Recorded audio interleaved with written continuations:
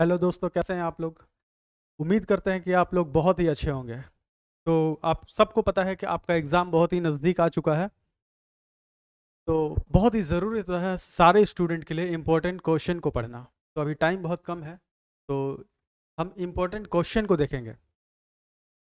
Fundamental of electrical and electronics engineering, इस subject में क्या क्या इम्पोर्टेंट क्वेश्चन हो सकता है, चलिए वो देखते हैं।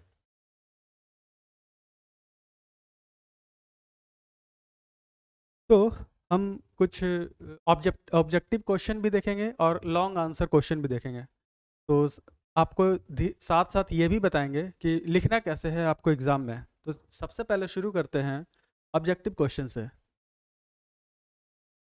तो पहला क्वेश्चन आपका है, an electronic device is one which mechanically control electron flow, mechanically controls electron flow, या फिर इलेक्ट्रिकली कंट्रोल्स इलेक्ट्रॉन फ्लो, या न्यूमेटिकली कंट्रोल्स इलेक्ट्रॉन फ्लो, या फिर ऑटोमेटिकली कंट्रोल्स इलेक्ट्रॉन फ्लो।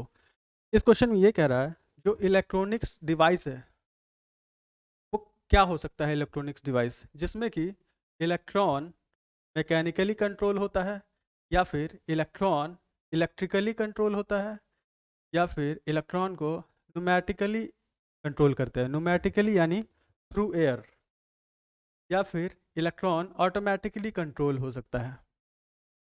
तो सिंपल सी बात है, मैकेनिकली ये गलत है, थ्रू ये एयर हो नहीं सकता, ऑटोमेटिकली भी नहीं हो सकता। इलेक्ट्रॉन को फ्लो कराने के लिए हम बैटरी का यूज़ करते हैं। तो बैटरी एक इलेक्ट्रिकल कंपोनेंट है। तो फ्लो ऑफ इलेक्ट्रॉन को इलेक्ट्रिकली कंट्रोल करते हैं हम। तो इसका सही आंसर होगा B, electrically controls electron flow. दूसरा क्वेश्चन है, which of the following elements comprise of the passive device. A B C D, आपके पास चार ऑप्शन है। ये इस क्वेश्चन का आंसर जानने से पहले आपको ये पता होना चाहिए कि एक्टिव डिवाइस क्या होता है, पैसिव डिवाइस क्या होता है। तो आपको पता है कि एक्टिव डिवाइस जो सेमीकंडक्टर डिवाइस होते हैं वो एक्टिव डिवाइस होते हैं। रजिस्टर, यहाँ पे रजिस्टर है, ये पैसिव है। आपको यहाँ फाइंड आउट क्या करना है, passive device. Register passive device है, कैपेसिटर पैसिव डिवाइस है। लेकिन जो एस है ये एक सेमीकंडक्टर है, ये एक एक्टिव डिवाइस है। यहाँ पे भी सेमीकंडक्टर है, ये एक एक्टिव डिवाइस है। यहाँ पे भी ट्रायक और डायक, ये भी सेमीकंडक्टर डिवाइस है। यहाँ पे कोई भी एक भी सेमीकंडक्टर डिवाइस नहीं दिख रहा है। रजिस्टर पैसिव डिवाइस है, इंडक्टर पैसिव डिवाइस है, ट्रांसफार्मर पैसिव डिवाइस है। तो इसका सही आंसर हो गया सी, सी। नेक्स्ट क्वेश्चन देखते हैं। An op amp can be use to generate the wave form having shape.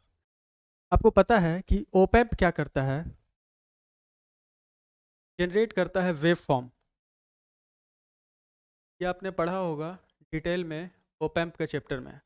तो ये किस तरह के शेप को जनरेट करता है। ये होता है स्क्वायर वेव,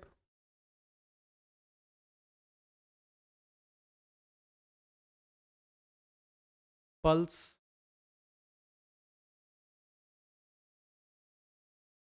ट्रायंगुलर वेव।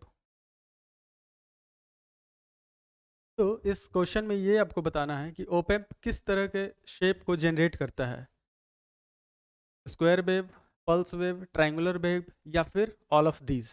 इसका सही आंसर है all of these. op amp सारे तरह के शेप को जनरेट कर सकता है, यानी स्क्वायर वेव भी, पल्स वेव भी और ट्रायंगुलर भी। तो इसका आंसर है D, all of these. Next question, four number question, a group of 4 bit is known as. जैसा कि हम जानते हैं कि 1 बाइट जो होता है वो 1 बिट का होता है। 1 2 3 4 5 6 7 8, 1 2 3 4 5 6 7 8। ये 8 बिट का होता है 1 बाइट, और इधर ये 4 बिट, और ये second half, second 4 bit, 4 bit, और ये 4 bit. Total 8 bit, total 8 bit को बोलते हैं 1 बाइट, लेकिन 4 बिट को बोलते हैं 1 निब्बल, 1 निब्बल, सॉरी 1 निब्बल। और ये सेकेंड वाला 4 बिट भी, ये 1 निब्बल। यानी 4 बिट किसके बराबर है? निब्बल के बराबर। इसका सही आंसर क्या हो गया? A. A group of 4 bit is known as a nibble. Next, which of the following 4 bit combination is invalid BCD?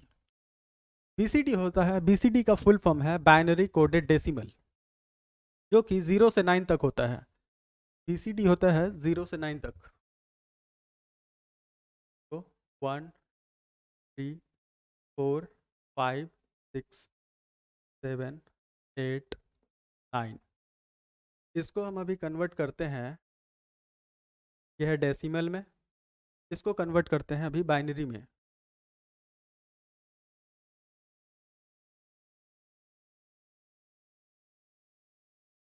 ये वेटेज होता है,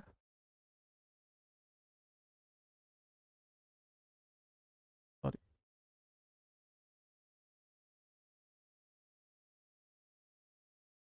2, 3, 4, 5, 6, 7, 8, 9। ये डेसिमल में है, इसको अभी बाइनरी में कन्वर्ट करेंगे।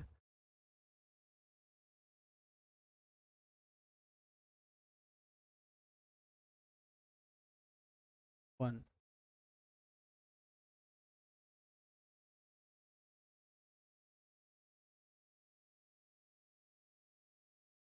ये 0 का बीसीडी हो गया,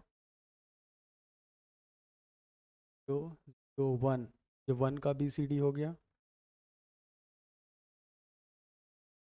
1, 0,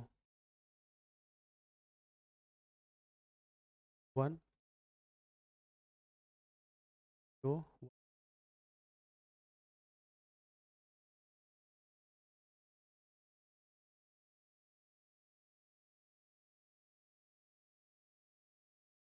1, 1,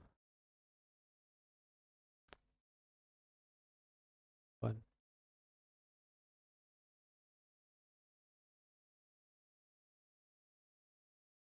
ये हमारे पास है बीसीडी। बीसीडी होता है 0 से लेकर 9 तक। तो हम यहाँ पे देखते हैं कि कौन सा इनवैलिड हो सकता है इसमें। सबसे पहले 0, 1, 0। तो यहाँ पे हम देख सकते हैं, ये क्या है? 5। ये क्या है? 10। ये क्या है?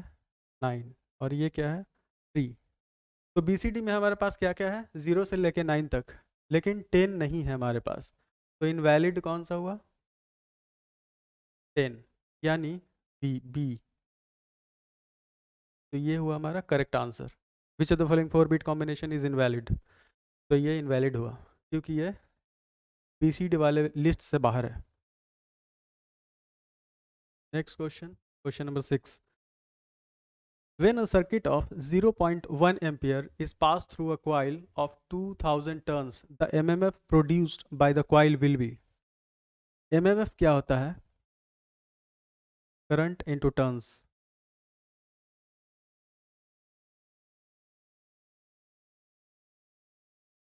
ए, टी। तो सबसे पहले हमारे पास क्या दिया हुआ है? 0.5 एम्पियर करंट, और नंबर ऑफ टर्न्स है हमारे पास 2000। 2000 को जब 0.1 से मल्टीप्लाई करेंगे तो आएगा 200। तो हमारे पास जो mmf आया वो है 280, यानी कि हमारा आंसर है B. Correct answer is B. Next question,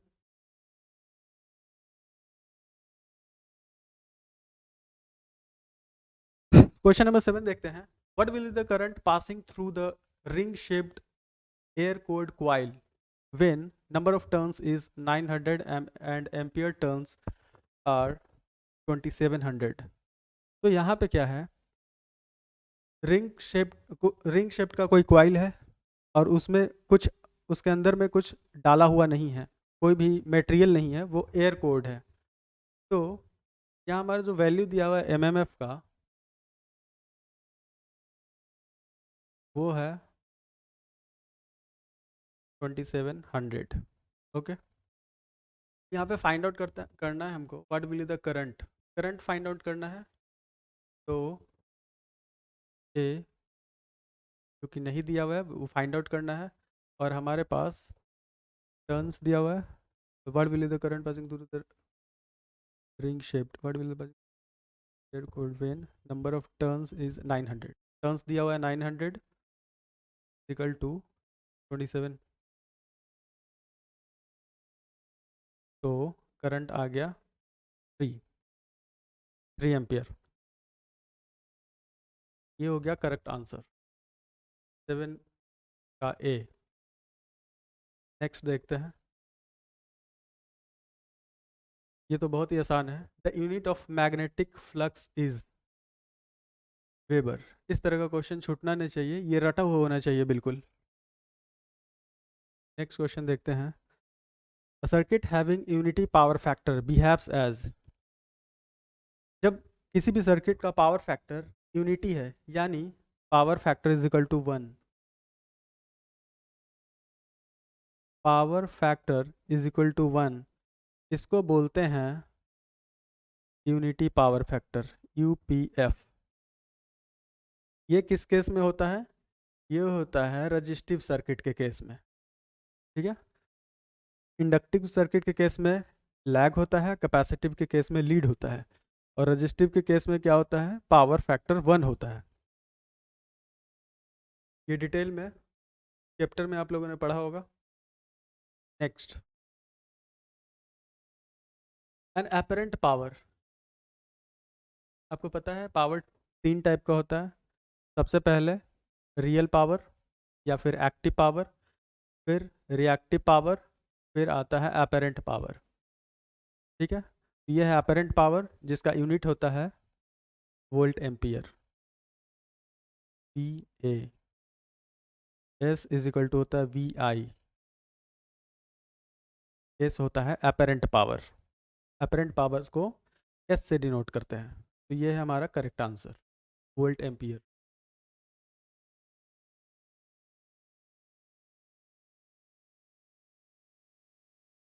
तो ये 10 ऑब्जेक्टिव क्वेश्चन आपको दिया गया था इंपॉर्टेंट क्वेश्चन के तौर पे. अब देखते हैं लॉन्ग क्वेश्चन. ये लॉन्ग क्वेश्चन को आपको कैसे लिखना है, कैसे आपको कॉपी में प्रेजेंट करना है, देखते हैं.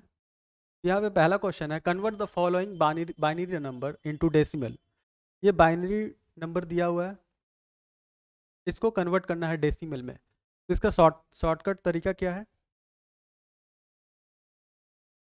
1 0 1 0 1 1. ठीक है. इसका वेटेज लिख लेते हैं, 8 4 2 1 16, यहाँ 32. जहाँ जहाँ 1 है उसको ऐड कर देते हैं, तो वेटेज वैल्यू को ऐड कर देते हैं. ये 32 प्लस 8 प्लस 2 और प्लस 1, तो ये हो गया 40 43. ठीक है.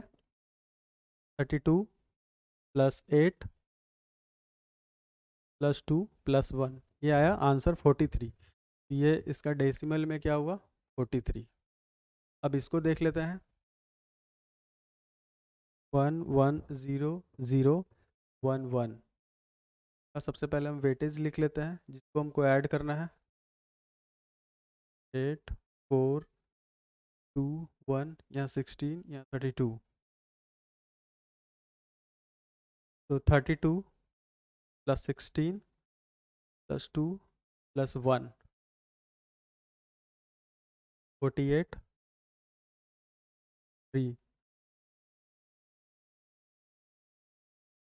51, 32 प्लस 16 प्लस 2 प्लस 1, इसका आंसर हुआ 51। तो इसका डेसिमल में आंसर हुआ 51। ठीक है। अब नेक्स्ट क्वेश्चन है, explain active element with example. सबसे पहले इसमें आपको क्या करना है, एक्टिव एलिमेंट क्या होता है उसका डेफिनेशन लिखना है। सबसे पहले क्या लिखना है, एक्टिव एलिमेंट का डेफिनेशन।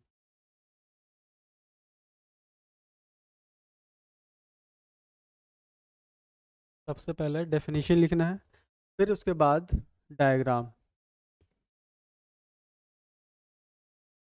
डायग्राम बहुत ही ज़्यादा इम्पोर्टेंट है। ठीक है।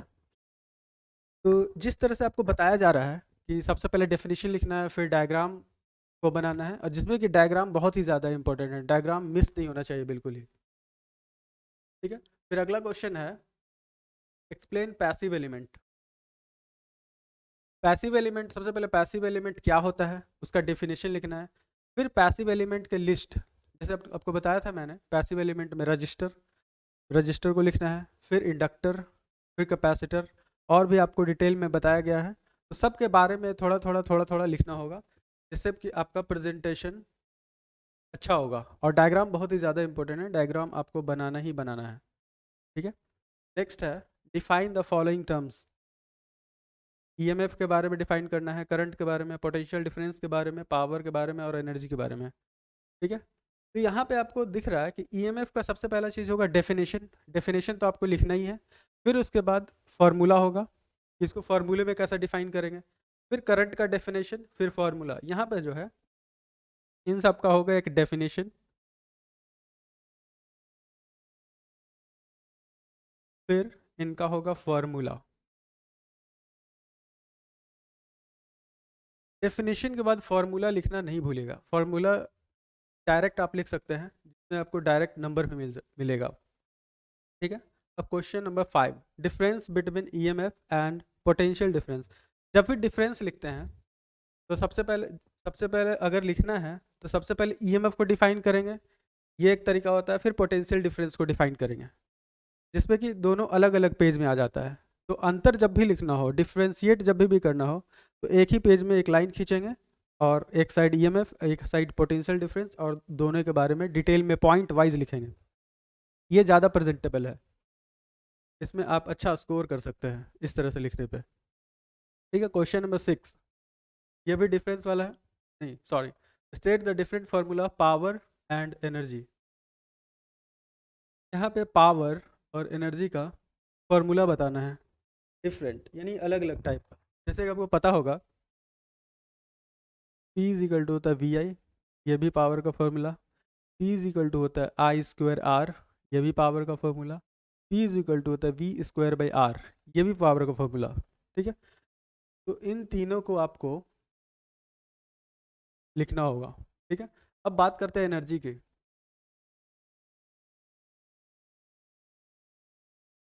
एनर्जी होता है पावर इनटू टाइम, ऐसे आप लिख सकते हैं। फिर दूसरे तरीके से लिखते हैं, P को लिख सकते हैं वी आई, टाइम तो ऐड करना ही, मल्टीप्लाई करना ही करना है। फिर तीसरा तरीका ये हो गया, I square R into T. फिर एक और तरीका, V square by R into T. ठीक है। तो इस क्वेश्चन का मतलब यही था, state the different formula of power and energy. इसके कितने तरह से फॉर्मूले को लिख सकते हैं। नेक्स्ट नेक्स्ट है क्वेश्चन नंबर 7,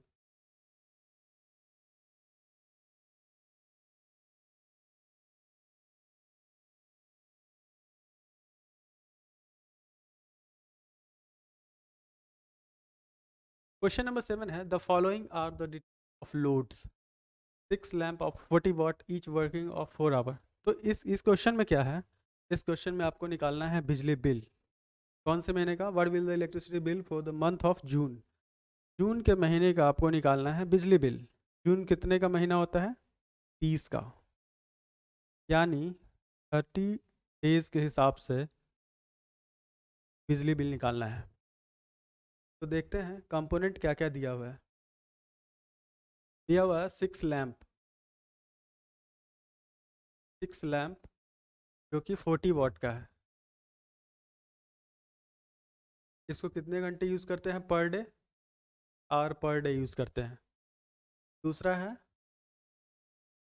2 फ्लोरेसेंट ट्यूब, ये कितने वाट का है? 125 वाट का। ये कितने घंटे डेली इसको ऑन रखा जा रहा है, यूज़ किया जा रहा है यानी। तीसरा क्या दिया हुआ है कंपोनेंट? 1000 वाट का हीटर है और इसको पर डे 3 घंटे चलाया जा रहा है। ठीक है, तो एक यूनिट का बिल कितना है? एक यूनिट अगर आप खर्च करते हैं तो आपको 70 पैसे सरकार को देने पड़ेंगे अगर आप एक यूनिट खर्च करते हैं तो हम जानते हैं कि इलेक्ट्रिसिटी बोर्ड के हिसाब से 1 kilowatt hour is equal to होता है 1 यूनिट के बराबर। इस न्यूमेरिकल को बनाने से पहले ये चीज़ मालूम ही होना चाहिए, नहीं तो लास्ट तक जाते जाते अगर ये नहीं मालूम है तो फिर ख़त्म। चलिए थोड़ा सा इसको देख लेते हैं।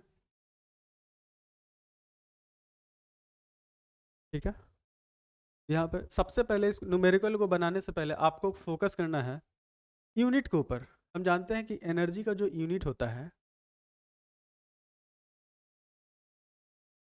वो होता है किलो वाट आवर। तो यहाँ पे हमको फोकस करना है किलो वाट पे और दूसरी बात फोकस करना है आवर पे। ठीक है, तो चलिए इसको हटाते हैं और शुरू करते हैं। ये बहुत ही इंपॉर्टेंट बात है, आपको कोई भी फार्मूला नहीं यूज़ करना है। फार्मूला यूज़ करेंगे हौच पौच हो जाएगा आपका माइंड। आपको सीधा सीधा यूनिट पे फोकस करना है। यूनिट होता है किलो वाट आवर एनर्जी का। सबसे पहले फोकस करना है किलो वाट पे, फिर दूसरी बात फोकस करना है आवर पे। ठीक है, इसको आगे बढ़ाते हैं न्यूमेरिकल को। तो यहाँ पे देखते हैं 6 लैम्प है, 40 वाट है। ठीक है, तो सबसे पहले हमको कन्वर्ट किस में कर देंगे इसको? किलो वाट में। तो 6 लैम्प है तो 6 को हम मल्टीप्लाई करेंगे 4 से, 240 वाट हो गई है। और फिर दूसरी बात मैंने जो बताया, इस पर किस पे फोकस करना है? आवर पे फोकस करना है। कितने घंटे यूज़ किया जा रहा है? 4 घंटे यूज़ किया जा रहा है डेली। ठीक है, ये 4 हो गया। ये टोटल हुआ 240 वाट। 40 वाट को जब 6 से मल्टीप्लाई करेंगे तो 240 वाट हो जाएगा, लेकिन हमको कन्वर्ट किस में करना है? किलो वाट में। ये हो जाएगा 0.240। तो ये कितना किलो वाट आया, इसको कैलकुलेट कर लेते हैं। 0.96 वाट आवर। दूसरा दिया हुआ यहाँ पे 125 वाट का 2 फ्लोरेसेंट ट्यूब है जो कि 2 घंटे डेली चलाया जा रहा है। ठीक है, 125 वाट हम कन्वर्ट कर लेंगे किलो वाट में, तो हो जाएगा 0.125। 2 फ्लोरेसेंट ट्यूब है तो 2 से मल्टीप्लाई कर लेंगे। और कितने घंटे डेली चलाया जा रहा है? 2 घंटे, तो इसको 2 से मल्टीप्लाई कर लेंगे। तो इसका आएगा 0.125 2 इंटू 2.55 वाट आवर। ठीक है, अब तीसरा देख लेते हैं लोड क्या है। 1000 वाट का हीटर दिया हुआ है। 1000 वाट यानी 1 किलो वाट। ये डेली इसको कितना चलाया जा रहा है? 3 घंटे। तो 1 kilo watt to 3 equal to kilo watt hour. ठीक है, अब तीनों को ऐड कर लेते हैं। 0.96 plus 0.5 plus watt hour equal to 0.96 plus 0.5 plus 3 4.46 kilo watt hour. ठीक है, तो ये जो हमारा 4.46 किलो वाट आया, ये आया 1 डे का। तो हमको निकालना है जून के महीने का। जून का महीना जो 30 का होता है, तो इसको 30 दिन में कितने किलोवाट आवर खर्च करेंगे हम, ठीक है। तो इसको 30 से मल्टीप्लाई करेंगे, जून का महीना है, तो जून का महीना 30 का होता है महीना, 30 डेज। तो इसको 4.46 को 30 से मल्टीप्लाई करेंगे और एक महीने का किलोवाट आवर निकालेंगे। 230, ये है 133.8 किलोवाट आवर। तो ये आ गया 30 डेज के हिसाब से। तो आपको पता है कि 1 किलोवाट आवर बराबर होता है 1 यूनिट के बराबर, ठीक है। तो 133 इंटू 133.8 यूनिट आ गया। तो इसको 70 से मल्टीप्लाई कर लेंगे, 70 पैसा, 133.1 0.0, ठीक है। 133.8 इंटू 70 पैसा, यानी रुपया में करेंगे तो ये हो जाएगा 0.7। तो इसका आंसर आ जाएगा 93.66 रुपया। तो इतनी चीज़ों को यूज़ करने के बाद 6 लैंप, 2 फ्लोरेसेंट ट्यूब और 1000 वाट का एक हीटर यूज़ करने के बाद एक महीने में आपको 93.66 रुपया पे करना होगा सरकार को, ठीक है। अब नेक्स्ट क्वेश्चन देखते हैं। Explain Fleming left hand rule. ये बहुत ही आसान है। लेफ्ट हैंड रूल, सबसे पहले आपको लेफ्ट हैंड उठाना है, फिर 3 उंगली को आपको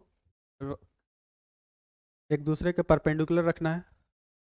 जो थंब होता है वो मोशन की डायरेक्शन को बतलाता है। जो मिडिल फिंगर होता है वो करंट की डायरेक्शन को बतलाता है, और जो ये फिंगर होता है वो मैग्नेटिक फील्ड को बतलाता है, ठीक है। और इसमें डायग्राम बहुत ही इंपॉर्टेंट है। डायग्राम बताना होगा, हर फिंगर के बारे में बतलाना होगा, कौन फिंगर क्या शो कर रहा है, ठीक है। तो आगे है 9th number question, state the relation between time and frequency. ये सब क्वेश्चन बहुत ही आसान है। टाइम एंड फ्रीक्वेंसी में क्या रिलेशन है, ये तो बहुत, आपको डायरेक्ट फॉर्मूला लिख सकते हैं, फिजिकल टू 1/t। फिर यहाँ एंगुलर वेलोसिटी और फ्रीक्वेंसी में क्या डिफरेंस है, फ्रीक्वेंसी एंड स्पीड में क्या डिफरेंस है। तो डायरेक्ट आप लिख सकते हैं 120f/p। अभी डिटेल में पूरा नहीं बता रहे हैं, ठीक है। Angular velocity is equal to होता है 2πf। तो एंगुलर वेलोसिटी और फ्रीक्वेंसी का ये रिलेशन हो गया। और 10th नंबर क्वेश्चन है, व्हाट इज ट्रांसफॉर्मर। ट्रांसफॉर्मर एक इलेक्ट्रिकल डिवाइस है जो कि स्टैटिक डिवाइस है, इसमें कोई भी रोटेटिंग पार्ट नहीं होता है, ठीक है। ये सिंपल सी चीज़ हो गया। तो डिटेल में आपको पढ़ना होगा ट्रांसफार्मर के बारे में। तो ट्रांसफार्मर का डायग्राम, सबसे पहले डायग्राम बहुत ज़्यादा इंपॉर्टेंट है। अगर आप फेजर डायग्राम बना सकते हैं तो ये और भी बहुत अच्छी बात होगी। कौन सा मटेरियल का यूज़ करते हैं इसमें, और और और क्या इसमें डिराइव करना है, ईएमएफ इक्वेशन। तो ट्रांसफार्मर का जो होता है ईएमएफ इक्वेशन डायरेक्ट बता रहे हैं 4.44 YMFNPH, ठीक है। लेकिन ये डायरेक्ट नहीं लिखना है आपको, आपको यहाँ पे डिराइव करना है, ठीक है। तो ये था आपका important question fundamental of electrical and electronics engineering का। तो ये अभी इम्पोर्टेंट क्वेश्चन इतना ही नहीं है, अभी आपके लिए इम्पोर्टेंट क्वेश्चन और भी आने वाला है यूनिट वाइज। तो नेक्स्ट वीडियो में आपके लिए लाएंगे यूनिट वाइज, यूनिट 1 का इम्पोर्टेंट क्वेश्चन, यूनिट 2 का इम्पोर्टेंट क्वेश्चन, यूनिट 3 का इम्पोर्टेंट क्वेश्चन, 4, 5, 6 ये सारे का इम्पोर्टेंट क्वेश्चन लाने वाले हैं। तो आप कमेंट करके आप बताइएगा कि ऑनलाइन में आपका डाउट क्लियर करना है या फिर ऑफलाइन में। तो आप कमेंट में बता सकते हैं कि ऑनलाइन वीडियो लाया जाए या नहीं लाया जाए इम्पोर्टेंट क्वेश्चन का, ठीक है। Thank you very much. आप लोग एग्ज़ाम के प्रिपरेशन बहुत अच्छे से करिए। Thank you.